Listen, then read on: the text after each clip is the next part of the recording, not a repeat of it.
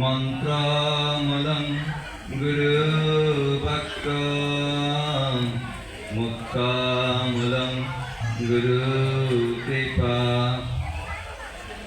ওম একং পরমং ব্রহ্ম ওম একং শরণং মম সর্বেষাং মিলনায় তস্मै ওঙ্কারায় নমো নমঃ। সর্বপ্রথমে আমি কোটি কোটি প্রণাম নিবেদন করি আমার পিতাশ্রী স্বর্গীয় হরিমঙ্গল দাস এবং মাতা প্রেমদা রানীর শ্রী চরণে, যার জঠরে জন্মগ্রহণ করে আমি এই পৃথিবীর আলো দেখেছি। আমি কোটি কোটি প্রণাম নিবেদন করি যার হয়তো করুণায় এই জগতে সর্বস্তরের মানুষ, কৃষক, চামার, সুতার, স্ত্রী, শূদ্রে সকলে ওঙ্কার সাধনায় অধিকার পেয়েছি। সেই কৃপল গুরুদেব যুগশ্রেষ্ঠ ঋষি অখণ্ড মণ্ডলেশ্বর শ্রী শ্রী স্বামী স্বরূপানন্দ পরমহংস দেবের রাতন চরণে আমি কোটি কোটি প্রণাম নিবেদন করি। প্রণাম নিবেদন করি যার হয়তো করুণায় আমার মতো দিনহীন ধর্মজগতে আসার সুযোগ, সাহস এবং অনুপ্রেরণা পেয়েছি। সেই কৃপল গুরুদেব আশুগঞ্জ যদচক আশ্রমের অধ্যক্ষ প্রতিষ্ঠাতা মহারাজ সুখেন ব্রহ্মচারীজির চরণে আমি কোটি কোটি প্রণাম নিবেদন করি। মৎগুরুর সঙ্গে অভেদ জ্ঞানে জগতের সকল সাধুগুরু বৈষ্ণবের শ্রী চরণে আমি কোটি কোটি প্রণাম নিবেদন করি। আজকের সবার সম্মানীয় সভাপতি এবং বিশেষ অতিথি বর্গের শ্রী চরণে আমি কোটি কোটি প্রণাম নিবেদন করছি। আমার সম্মুখে বসা ভগবানের অতি আদরের মাতৃমণ্ডলী এবং পিতৃমণ্ডলী সকলকে জানাই জয় গুরু। সুপ্রিয় সুধী, আজ ঢাকা সিটি অখণ্ড মণ্ডলী আয়োজিত অখণ্ড উৎসবের ৪র্থ বৎসর পূর্ণ হল। এতে আমাদের ৪র্থ প্রয়াস।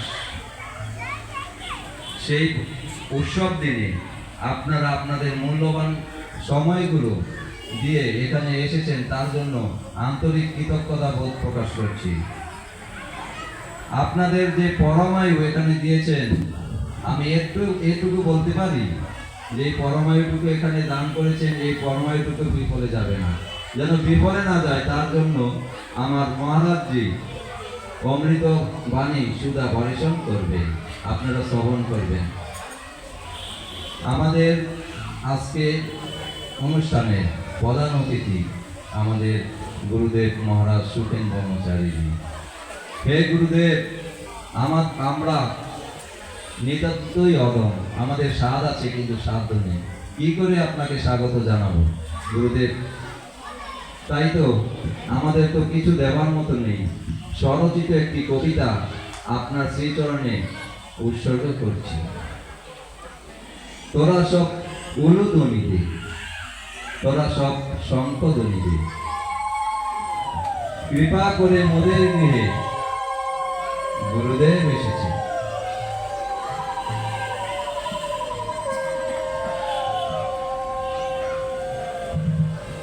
ফুলের মালা নিয়ে তোরা বরণ ডালা সাজা, এসেছে মোদের মহারাজা।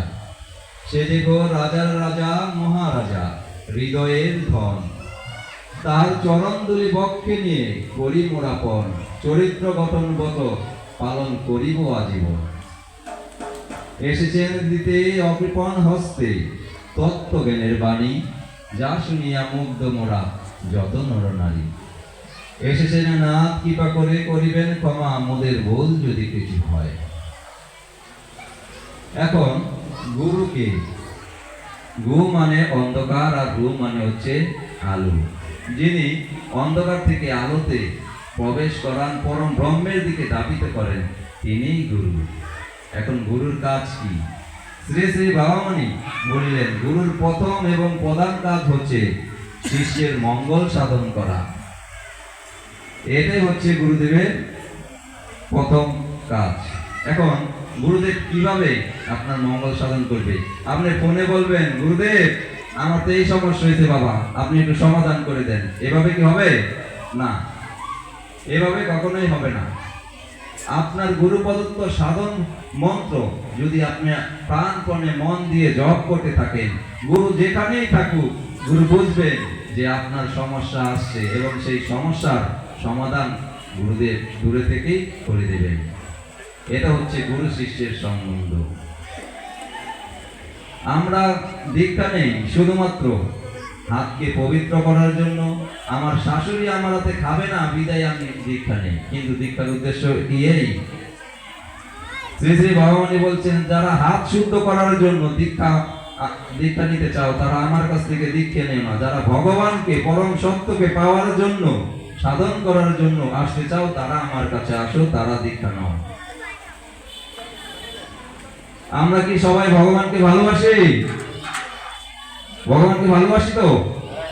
আমরা সকলেই ভগবানকে ভালোবাসি, কিন্তু আমরা সবাইকে ভালোবাসি না। একজন পিতা তার কন্যাকে ভালোবাসে,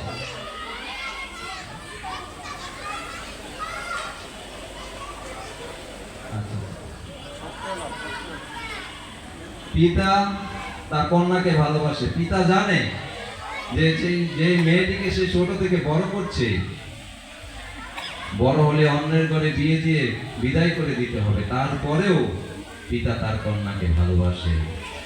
মা জানে যে সন্তানটিকে সে বড় করছে মায়ের মতন করে, সন্তান তাকে ভালোবাসবে না, তারপরেও মা সন্তানকে ভালোবাসে।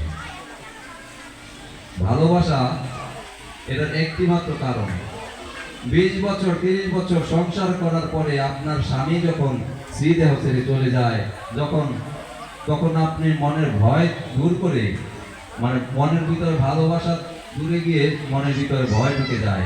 আপনি বাড়ির মানুষকে ডাক দেন, ওরে আয় দেখে যা তোর বাবা যেন কি করছে। তার একমাত্র কারণ, যতক্ষণ পর্যন্ত আমার ভিতরে ভগবান ছিল ততক্ষণ পর্যন্ত আমার প্রতি ভালোবাসা ছিল। যেই আমার অন্তর থেকে ভগবান চলে গেল, আমার আত্মা চলে গেল, সেইখান থেকে ভালোবাসার পরিবর্তে ভয় চলে আসলো। আমরা সকলেই ভগবানকে ভালোবাসবো এবং গুরু পবিত্র নাম জপ করবো, এই আশা ব্যক্ত করে সকলকে জয় গুরু। ধন্যবাদ।